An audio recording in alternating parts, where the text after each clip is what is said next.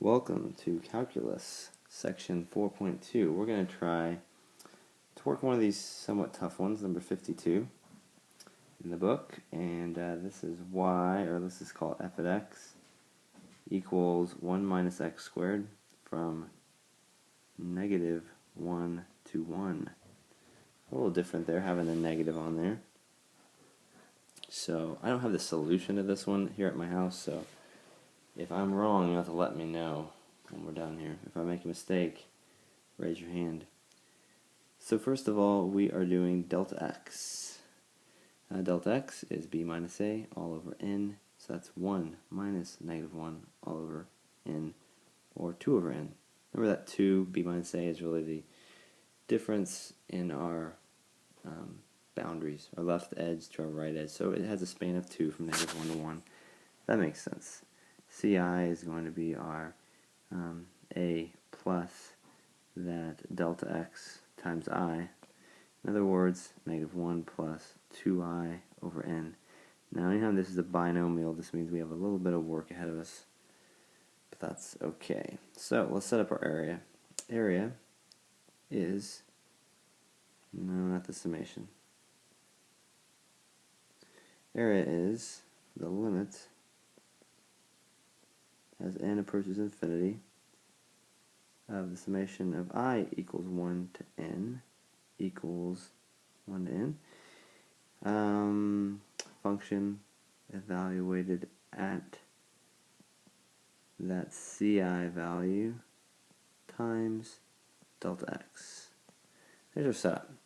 I always recommend you take that delta x and you throw it past the summation. Excuse my handwriting here, it's not good. And then let's evaluate that function. It's going to be 1 minus this thing squared. Look right, let's double check everything. Looks good. Okay, on the next page. Okay, I think this is working. Picking back up where we left off, we had the limit as n approaches infinity of 2 over n, let's put that in parentheses, times the summation of I equaling 1 to n, come on, n. And then in this parentheses here, we're going to have, I think when we square the binomial, we should have 1 minus 4i over n plus 4i squared over n squared. Let me check that before I proceed.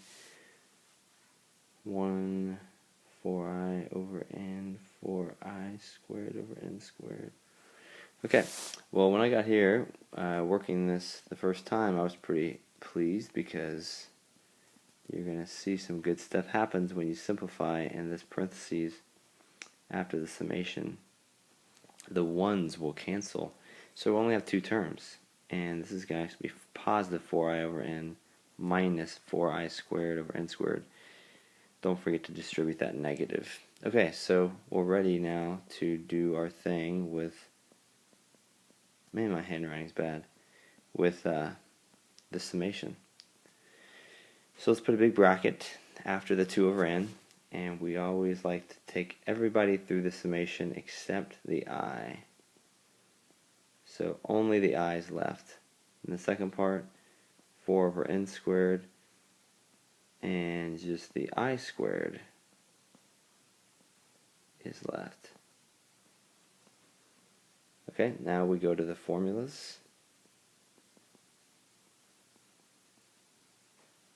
Once I get all this copied. And the first formula we're going to use is for I, which is n times n plus 1 all over 2. And the one for I squared is n times n plus 1 times 2n plus 1 all over 6. Now, I think we always end up multiplying these together. this to n times n plus 1 times 2n plus 1. I think I might just give you that, multiply it out in the future. Let's do some canceling. 4 over 2 is 2, n over n cancels.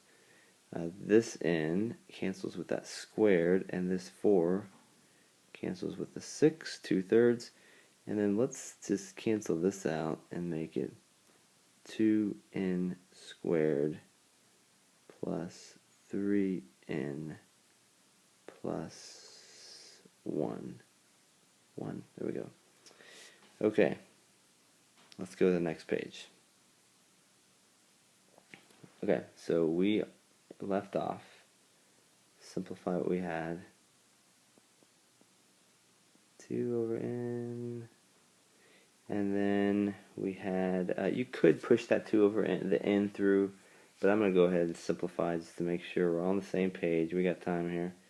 This is 2n plus 2 over, actually over 1. You don't really have to do that, I suppose. Minus, this will become 4n squared plus 6n plus 2 all over 3n. That is a 6, by the way. Terrible 6.